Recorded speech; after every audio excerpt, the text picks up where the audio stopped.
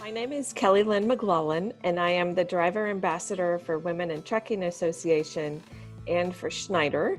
And for Schneider, I'm an over-the-road driver and a trainer for their new hires. I didn't plan on being a trucker. I was a parent volunteer for a large marching band in the Midwest for the United States, and American football is huge, and they have huge marching bands as well. We had 350 kids. We had a $350,000 budget, and I was asked to be the logistical coordinator. And I didn't know anything about marching bands, but I had two kids in it, and I just wanted to stay involved. And one thing led to another. We had 5 trailers, and one of them was a huge moving trailer. It was 53 feet long. And one day I just took a ride in it with the volunteer dad that was driving for us, and I was smitten. I was just like, this is just so cool. And the perspective that you could get from being up that high, I felt like I was flying. And so I said to him, I was like, man, I wish I could do this. And he looked at me and he's like, you can do it. And I'm a very adventurous, accomplished, independent person. And I was so disappointed in myself that I didn't believe I could do it until he said it. And I went to bed that night and I was thinking, if you're laying at your death and you didn't want to leave any regrets on the table, would you regret not learning how to drive a big rig? And the answer was yes. And so I just did it. And I found out it was way more complicated and dangerous than I anticipated. So I drove for them for a year until my kids were out. And then I decided I needed more experience. And so I wound up working and going to get over-the-road training from Schneider. And I still loved it.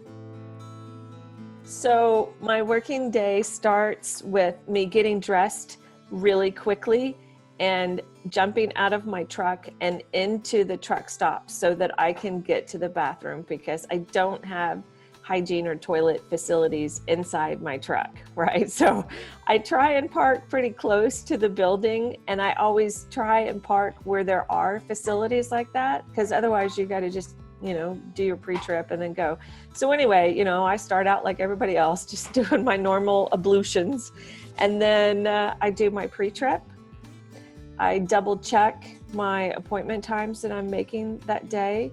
And then I head out on the road, and, I may go to a customer and they want me to load or unload into a dock. I might be dropping and hooking.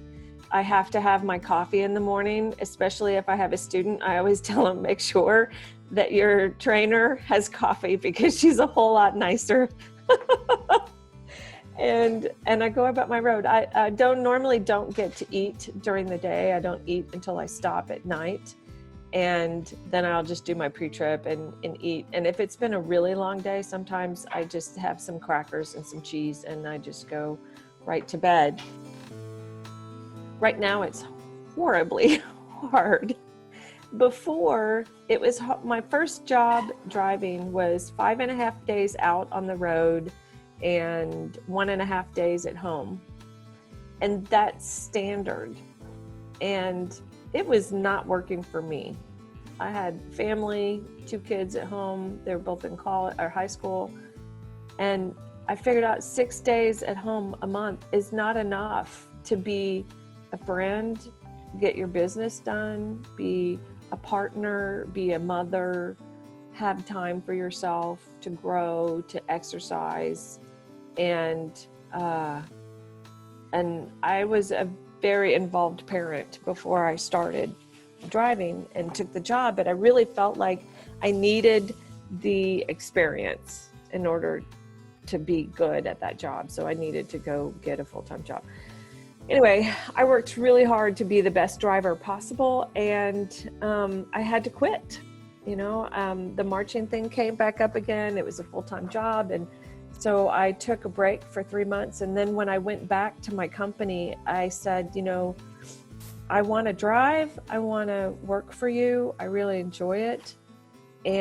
But I cannot do 5.5 days out and 1.5 days home. I'm like, I'm like, how many days a week are you home? Are you home every night with your kids?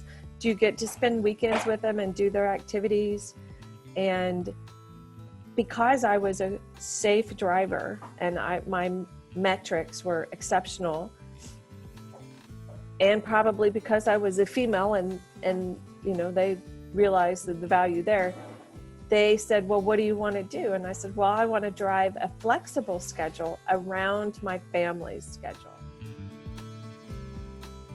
To answer your question, I just think that, like, my takeaways at this point are that this is a group of people that were overlooked and taken for granted, and that I'm in a very unique position to be able to share their stories and raise awareness. And hopefully my goal is that when I leave this industry, that I leave it a better place than I found it. And I think being a driver, it gives me my street cred. Being a trainer gives me street cred there.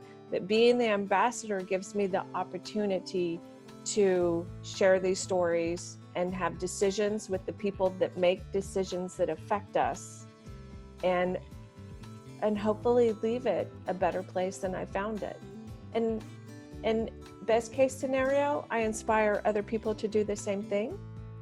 And then we have a whole bunch of people that are trying to leave this industry a better place than they found it. I would like for everybody that's seeing this to look at their family members and tell them they can do it, whether it's drive a truck, whether it's go to college or university, or, paint a mural on a wall and share their art with somebody else. I want to hear more people say you can do it. I think it makes a difference. It did for me. So there you go.